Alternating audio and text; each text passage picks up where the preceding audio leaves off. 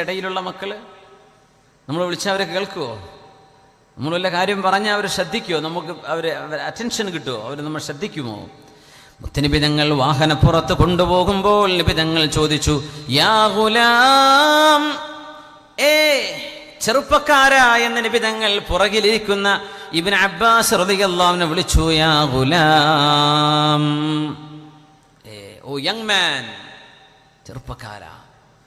നമ്മൾ കുട്ടികളെ വെറും കുട്ടികളായിട്ട് തന്നെ കണക്കാക്കിയിട്ട് പോന്നാൽ അവരിൽ പക്വത കുറഞ്ഞു പോകുമെന്നാണ്. ഏതും അവരുടെ ഒരു ഫ്രീ തിങ്കിങ്ങും അവരെ ക്രിയേറ്റീവായിട്ട് ചിന്തിപ്പിക്കാൻ നമ്മൾ കോച്ച് ചെയ്തില്ലെങ്കിൽ അവർ കുട്ടികളെ പോലെ തന്നെ എത്ര വലിയ മോനായി കഴിഞ്ഞാലും ഒന്നും ചിന്തിക്കാനും ചെയ്യാനും കഴിയാത്തൊരവസ്ഥയിലേക്ക് വരും. അവരിൽ ഒരു കോൺഫിഡൻസ് ഉണ്ടാക്കിയെടുക്കണം എന്നാണ്. ഇതിനാണ് യങ് മാൻ, ചെറുപ്പക്കാരാ. ആരെ വിളിക്കണത്? 6-7 വയസ്സായ കുട്ടിയെ. യാ ഗുലാം. ആ കുട്ടിയുടെ മറുപടി എന്താ? എന്തൊരു മനോഹരമായി! എന്തേ നബി എന്നല്ല, ലബ്ബൈക യാ റസൂലല്ലാഹി വസഅദൈക്. ലബ്ബൈക എന്ന് പറഞ്ഞാൽ തന്നെ നബിയെ ഞാൻ 2 ഉത്തരം തന്നു. വസഅദൈക്, 2 സന്തോഷമാണ് നബിയെ, ഒരു സന്തോഷമല്ല. എന്നെ വിളിച്ചല്ലേ നബിയെ? തൊട്ട് മുമ്പിലിരിക്കുക നബി തങ്ങൾ, ബാക്കിലിരിക്കുകയാണ് ഇബ്നു അബ്ബാസ് റളിയല്ലാഹു അൻഹു.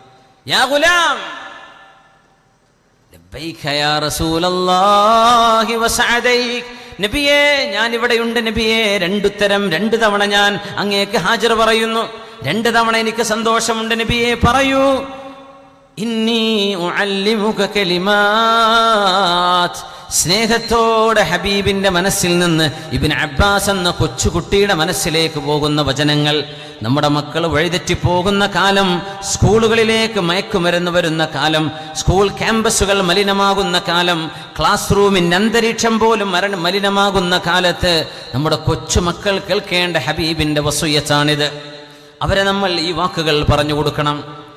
ലബ്ബൈക യാ റസൂലല്ലാഹി വസഅദൈക്. മുത്ത് റസൂലേ, ഞാനിതാ 2 തവണ അങ്ങയുടെ വിളിക്ക് ഉത്തരം തന്നിരിക്കുന്നു. ഇന്നി ഉഅല്ലിമുക കലിമാത്തിൻ. മോനെ, ഞാൻ നിങ്ങൾക്ക് ചില വചനങ്ങൾ പഠിപ്പിച്ചു തരാം. മറന്നു പോവരുത്. ശ്രദ്ധിച്ചു കേൾക്കണം. പ്രകാശമാണ് നബി തങ്ങളെ കൊടുക്കാൻ പോകുന്നത്. ധർമ്മമാണ് നബി തങ്ങൾ കൈമാറുന്നത്. കുഞ്ഞിന്റെ മനസ്സ് ഒരിക്കലും മലിനമായി പോവാതിരിക്കാൻ ലോകാവസാനം വരെയുള്ള സർവ്വ ഉമ്മമാരും ഉപ്പമാരും മക്കളെ പഠിപ്പിക്കേണ്ട വചനം. മക്കൾ നന്നാവാൻ നമ്മൾ അവർക്ക് കൊടുക്കേണ്ട സാരോപദേശം. ഈ ഉപദേശമാണ് ഏറ്റവും പ്രസക്തമായത്. യഹ്ഫദില്ലാഹ യഹ്ഫദുക്. മോനെ, അല്ലാഹുവിനെ സൂക്ഷിക്കണം മോനെ, അല്ലാഹു നിന്നെ സംരക്ഷിക്കും.